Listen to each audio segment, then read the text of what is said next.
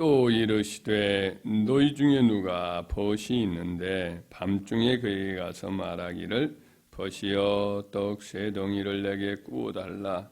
내 벗이 여인 중에 내게 왔으나 내가 먹일 것이 없노라 하면 그가 안에서 대답하여 이르되 나를 괴롭게 하지 말라. 문이 이미 닫혔고 아이들이 나와 함께 침실에 누웠으니 일어나 네게 줄 수가 없노라 하겠느냐?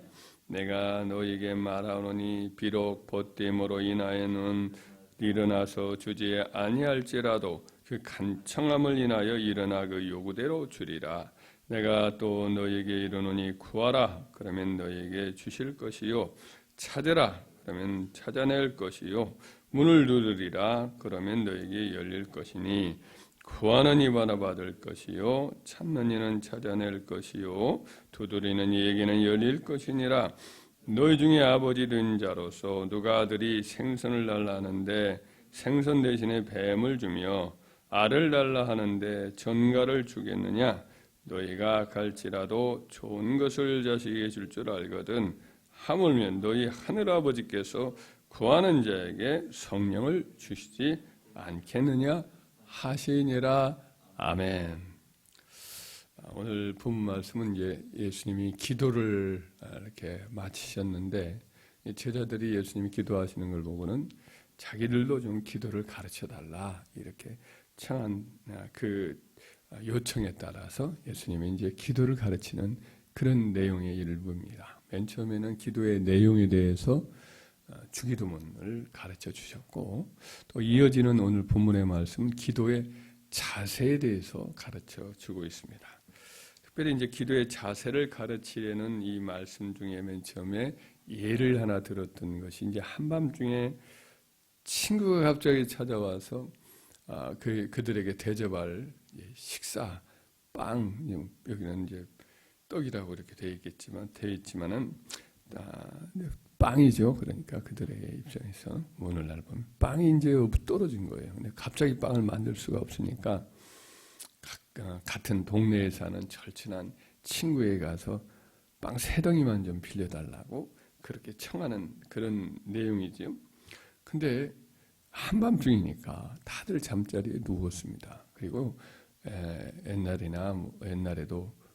옛날에 우리가 살듯이 다 큰 집이 있는 것도 아니고 벽이 창문도 이제 하나 달린 그런 방에 다 한 식구들이 누워 있거든요. 그러니까 이런 곳에 자다가 누가 찾아와서 막 대문을 흔들고 깨우고 그러면 온 식구 다 일어나게 됩니다. 다 일어나고 불을 켜면 다 이제 사람들이 잠을 이제 다 설치게 되고 또 안주인은 또 부엌에 들어가서 빵을 담아낼 빵도 찾아야 되고 빵 담아낼 바구니도 찾아야 되고 또 겉옷도 이제 친구가 또 갈아입고 나와야 되고 아주 번거로운 것이 아니에요. 그래서 이와 같은 것은 큰 부담을 주는 일인데 그런 일들을 모를 바가 없는데도 와서 막 문을 두드리고 열 때까지 계속해서 대문을 흔들고 그런 사람은 보통 뻔뻔한 사람이 아닌 거지요. 그런데도 불구하고 그 사람의 행위를 기도의 자세로 여기서 추천을 하고 있단 말이죠. 8절 한번 읽어볼까요? 내가 너에게 말하노니 비록 벗됨으로 인하여서는 일어나서 주지 아니할지라도 그 간청함을 인하여 일어나 그 요구대로 주리라. 그러니까 그 친구가 친구라서 요구했던 빵을 준 것이 아니라 그 간청함을 인하여서 요구대로 줄 것이다. 이런 말씀을 하고 있죠. 여기서 이제 말하는 그 간청함이란 말을 헬라어로 보면 아나이데이아라고 되어 있어요. 아나이데이아. 이제 여기서 이데오라고 하는 이 단어는 이것이 이제 부끄러움이라는 뜻이에요. 부끄러움. 아나라는 말을 앞에 접두서로 넣으면은 부끄러움이 없는 이런 뜻이에요. 부끄러움을 전혀 모르게 그렇게 기도해서 요구해서 그 친구가 빵을 줬다라는 거죠. 이 아나이데이아라는 뻔뻔스러움, 파렴치함, 고집, 오만, 불손함 뭐 이런 의미가 담겨 있는 거죠. 이렇게 뻔뻔스러운 기도를 이렇게 요즘 부끄럼 없이 염치 없이 막 매달리는 기도를 우리 주님께서 이제 추천을 한 거예요. 그렇게 해야 된다.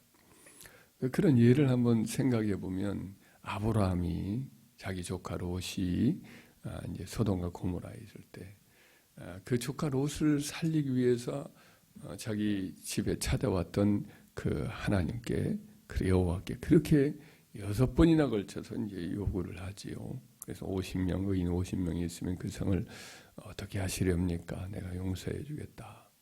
그런데 그뿐이 아니라 그날 6번이나 걸쳐 결국은 의인 10명만 있으면 용서해 달라는 것을 허락을 받아내지 않습니까? 결국 의인 10명도 없어서 그 성은 멸망을 당했지만은 하나님은 그렇게 끈질기게 이제 요 기도했던 조카 롯을 위해서 기도한 아브라함을 생각하사 롯을 그 성을 뒤엎는 중에 건져내신지라 생각하여서 아브라함을 기억한 거죠. 또 예수님이 이제 이방 지역 시돈과 두로 지역에 가셨을 때에 그곳에 살던 한 가나안 여인이 귀신 들린 자기 딸을 고쳐달라고 간구할 때도 이 바로 뻔뻔스러운 기도라고 할 수 있는 이런 기도를 하죠. 심지어 예수님이 그 여인을 개로 비유를 하면서 그 여인의 간구의 그 진정성, 그 강도 이런 것을 한번 시험을 하죠. 좀 모욕적으로 시험을 했는데 그 여인은 굴하지 않지요. 개라도 자기 주인의 상에서 떨어지는 부스러기를 먹나이다 하면서 자기는 그냥 주인 없이 떠도는 들개가 아니고 주인을 모신 어엿하게 주인이 있는 집에 그런 개다. 개들은 자기 주인이 주는 그 음식을 먹는데 개들도 자기 그 주인의 상에서 아이들이 오돈오돈 먹고 있지만 떨어지는 부스러기를 기대하면서 그렇게 구하지 않느냐. 그래서 얻어먹지 않느냐. 자기가 주인 없는 사람이 아니다. 나는 이방인이지만은 우리 예수님을 주인으로 모시고 그렇게 은혜를 구한다. 이런 고백을 하는 거죠. 굉장히 끈질기고 물러서지 않는 거예요. 자기 딸 고쳐줄 때까지 안 물러섰죠. 결국에는 이제 그날 바로 네가 이 말을 하였으므로 내 딸이 나았느니라 하면서 고침을 받지. 주님은 사람들이 자기 백성들이 참 사람 보기에는 염치가 없을 만큼 뻔뻔스럽게 매달리는 간구가 좋은 기도의 자세다라는 거지. 인간적으로 생각을 하면 이건 체면이 깎이고 상대방을 전혀 고려하지 않는 그런 일이지만은 하나님께 나와서 아주 뻔뻔스럽게 물러섬 없이 대담하게 매달려 구하는 것은 하나님을 오히려 기쁘시게 하고 하나님을 영화롭게 하는 거지요. 왜냐? 그런 대담한 기도, 뻔뻔스러운 기도 이런 것들은 그 하나님이 자기의 그 터무니없이 큰 요구마저도 기쁘게 받아줄 것이다 라는 믿음을 보여주시고 하나님의 지극히 큰 선하심을 드높이기 때문에 그런 거죠. 하나님이 도저히 용서할 수 없는 중죄인지차도 자비의 용서를 베풀어 주실 것이다 믿고 끈질기게 이제 기도하는 거지요. 그래서 하나님의 자비를 드높이는 것이죠. 인간에게 비유를 들자면 예를 들면 알렉산더 대왕이 동방원정을 마치고 이제 다시 바벨론으로 돌아와서 이제 부하들에게 수고한 그동안 전쟁에 수고한 상을 베푸는데 이제 다 각자 자기의 수고한 것을 기억하면서 적당하게 뭐 한 나라의 작은 그 나라의 지도자가 되기를 원합니다. 지방 장관이 되기 원합니다. 나는 뭐 이런 재물을 원합니다. 다 이런 이제 요구를 했는데 한 사람은 터무니없이 자기가 해놓은 어떤 은공도 없는데 엄청나게 큰 걸 요구한 거죠. 다른 부하들이 막 화를 내면서 시기 질투를 하였는데 이 모습을 보면서 알렉산더는 너트로 웃으면서 이렇게 그만큼 다 허락을 해 주더란 말이죠. 왜 그러느냐? 이렇게 불공정하게 농공행상을 하느냐? 그랬더니 이만큼 나를 이제 대단하게 얼마든지 줄 것이라고 그렇게 믿지 않았느냐 하면서 그렇게 통 크게 베풀어 주었다는 거지.